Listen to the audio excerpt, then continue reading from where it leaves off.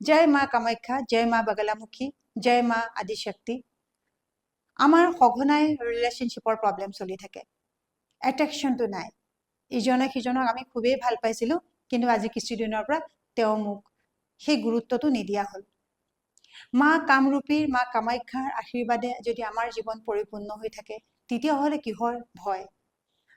Relationship হ'ল কি, ইজনে সিজনৰ প্ৰতি যি ৰোমাঞ্চ, যি ভালপোৱা, যি এট্ৰেকশ্যন, এইটোৱে বহুত ইম্পৰ্টেণ্ট।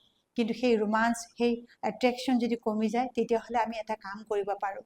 মা কামৰূপী কামাখ্যাৰ এটা মন্ত্ৰ আমি ৰেগুলাৰ চেণ্ট কৰিব পাৰোঁ, উঠোতে বহুতে গুণগুণাই থাকিব পাৰোঁ। সেইটো হ'ল কামাখ্যা কাম সম্পূৰ্ণে কামেশ্বৰী হৰে প্ৰিয়ে কামনাম দেহি মে নিত্যম কামেশ্বৰী নমস্তুতে।